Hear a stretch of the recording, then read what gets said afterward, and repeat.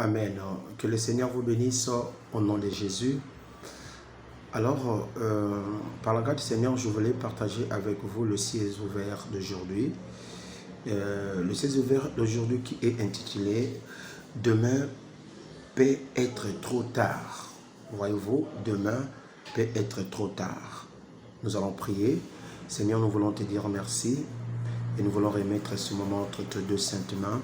Nous prions que tu nous diriges. Au nom de Jésus, nous avons prié. Nous disons Amen.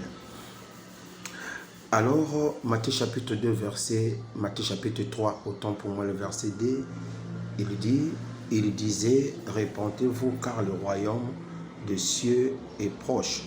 Répentez-vous car le royaume des cieux est proche. Ça, c'est une interpellation que, en tant que chrétien, nous devons déjà comprendre. On doit se repentir parce que le royaume de Dieu est proche.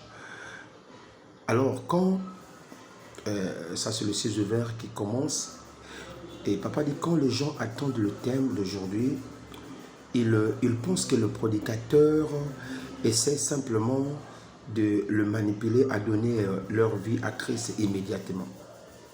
Il dit, ce n'est pas nécessaire qu'un prédicateur vous manipule. S'il dit que demain peut être trop tard, il sait de quoi il parle. Il dit, je vis à plusieurs reprises une personne qui n'a pas eu la chance de se repentir.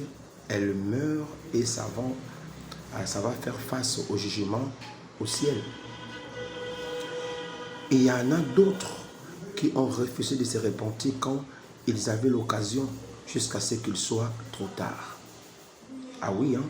Il y a ceux-là, au lieu de se repentir, ils ne le font pas. Et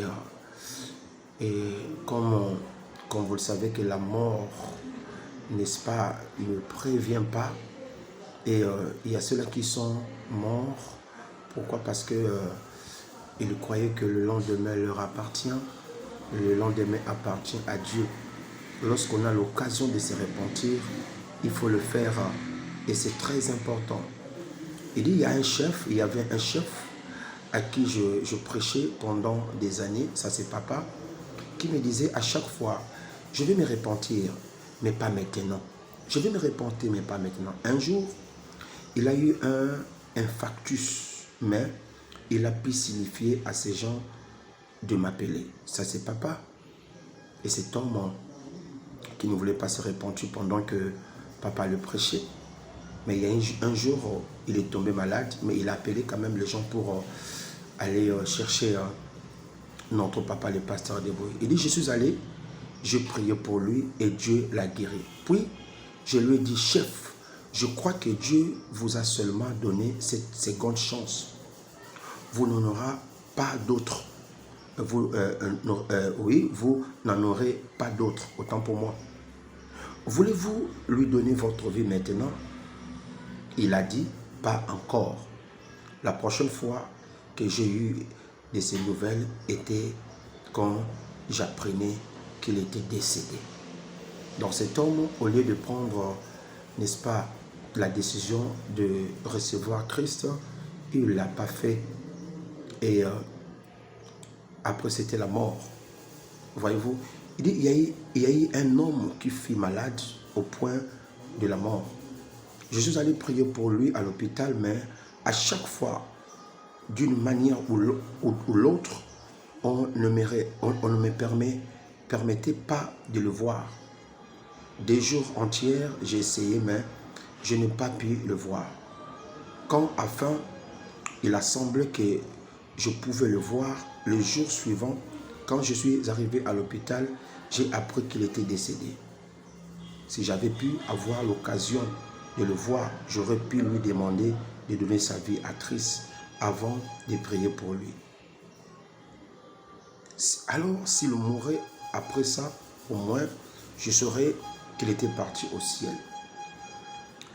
Il dit encore, il y a eu un autre homme, un pasteur, une personne que les gens considéraient comme un grand homme de Dieu. Je récite le rapport qu'il commettait l'immoralité sexuelle avec des filles, mais il a tout nié. Alors, j'ai mis sur pied un comité pour investiguer.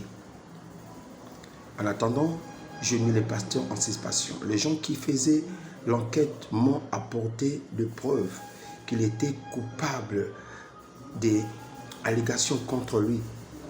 Le plan était de le conduire sur le chemin de la repentance. Mais alors que l'investigation était en cours, il mourut dans un accident de voiture.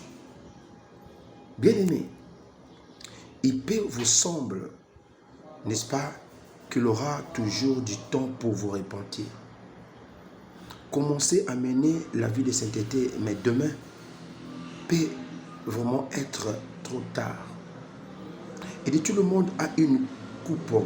Le jour où la coupe est pleine et le jour où le temps de la personne s'est écoulé, il dit, à votre propre intérêt, abandonnez ces péchés et commencez à mener la vie de sainteté à partir d'aujourd'hui, à bon entendeur salut. Si je peux résumer, je dirais, en fait, nous avons l'habitude de dire, nous touchons toujours Ecclésiaste, on dit que chaque chose a son temps. Oui, exactement, chaque chose a son temps. Le temps où nous sommes, c'est le temps de revenir à Dieu. C'est le temps de recevoir Christ et de prendre la décision, n'est-ce pas, de revenir à Dieu. Ça sera tard, parce que le lendemain appartient à Dieu. Tu ne sais pas quel jour que tu mourrais, quel jour que tu vas partir. Et quand tu as l'occasion, il faut donner ta vie à Jésus. Il faut prendre la décision de changer. Il faut prendre la décision de courir avec le Seigneur. Que le Seigneur vous bénisse. Demain peut être trop tard. Amen.